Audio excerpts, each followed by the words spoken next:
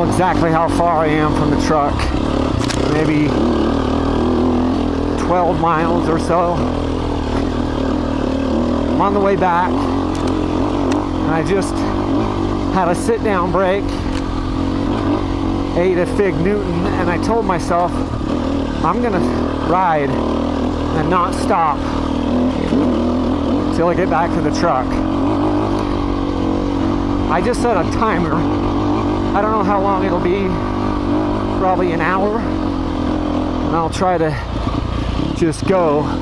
Okay, I can't take it anymore. I'm talking too slow here. Basically, what's going on is this is my kind of first ride back after a long, extent. It was almost 3 weeks off the bike. I did a bunch of different things with the family, lake, and all this stuff. And so this was kind of like my first ride back on the bike. And I did a bunch of stuff with the drone, and I was playing around. And then I'm like, I got to get a good workout in. So I just kind of decided I'm just going to go back. And while it doesn't look like I'm going that fast right now, and to me, I'm looking at the video going, I don't think I am going that fast.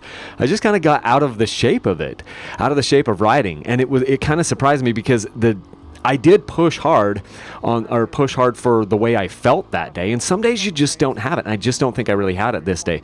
But I did push all the way back to the truck. It took 1 hour or 59 minutes right there to get back to the truck. And I mean, it felt pretty good. But then the next day I was a little bit sore. My lower back was sore and my hamstrings were a little sore. And then 48 hours after this, I could hardly walk. I felt like a 90-year-old man. And it's weird because I haven't been that sore riding dirt bikes for, I don't know, maybe 7 or 8 years.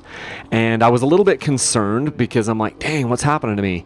Well, 48 hours after this ride happened on a Tuesday. By Thursday, I was riding again because I'd already committed to another ride. And I rode my KTM 250XC, and I was not fatigued. I was still riding I was still walking like an 80-year-old man, but I wasn't riding like an 80-year-old man. And it's just kind of funny how sometimes, I don't know if it was certain things about the foot pegs. I've already paid for and purchased new foot pegs for this bike. I just need to go put them on today. So I don't know if it was a combination of the foot pegs, combination of the drone and the pack that I was carrying, combination of maybe my handlebar position, but whatever was happening, I really spent a little bit more energy than I should have, because this isn't a difficult trail, and maybe there were times that I was kind of pushing it harder than I should have for that day. Like my body was just not ready to ride that day, and I was just pushing through it. And so it was just kind of an interesting thing. I haven't been that sore, I don't think since maybe 7 years, 6 or 7 years. I just barely got back right now as we speak from a 2-day riding trip up in Wyoming, which you will see some of that footage coming out here over the next little bit. I was riding my KTM 300 XCW, and we were riding some gnarly stuff, like way gnarlier than most of what we get in Utah. There are some sections in Utah that are as gnarly as some of the stuff we were doing in Wyoming, but generally speaking, these were, we did one day was a 55, 60 mile loop. The next day was a 75-mile ride, and it was awesome stuff. And there was some really, really gnarly stuff. What you're seeing here on the screen is not gnarly in my mind at all. This is just a fast trail, faster flowing trail with some rocky stuff that you have to kind of pay attention to. So you can't just go 90 miles an hour because you're going to blow your front wheel out because you've got all these rocks everywhere. Anyway, it was just, and the funny part is I was so sore after coming back from this ride.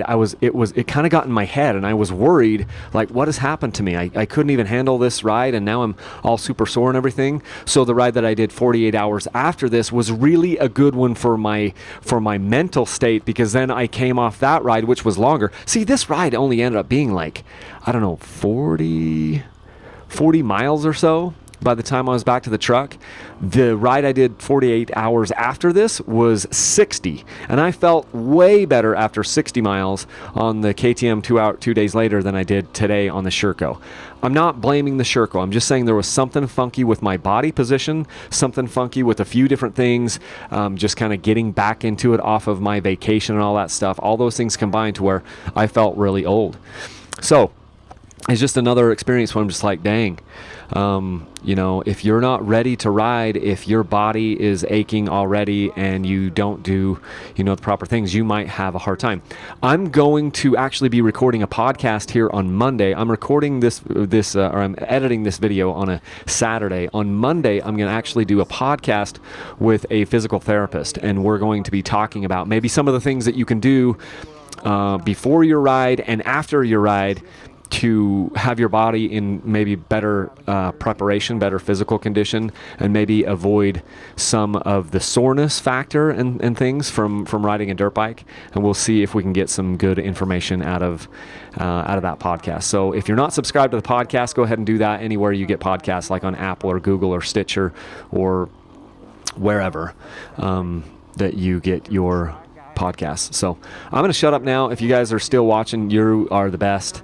We'll see what else I have to say here. I don't know what else I have to say here because I haven't watched this part of the video in this far. It was a couple weeks ago. Point is, there's some really, really good riding. I looked at some other videos that I could put out, and I didn't want to even put them out because the terrain wasn't as interesting as what I just got back from riding in Idaho. I mean, not Idaho, in Wyoming just a couple days ago.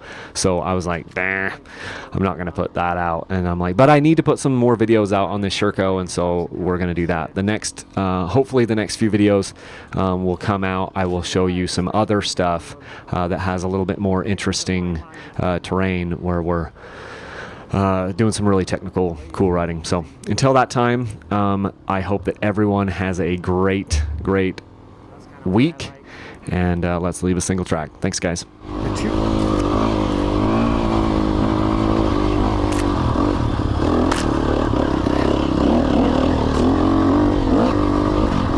I didn't rest. I just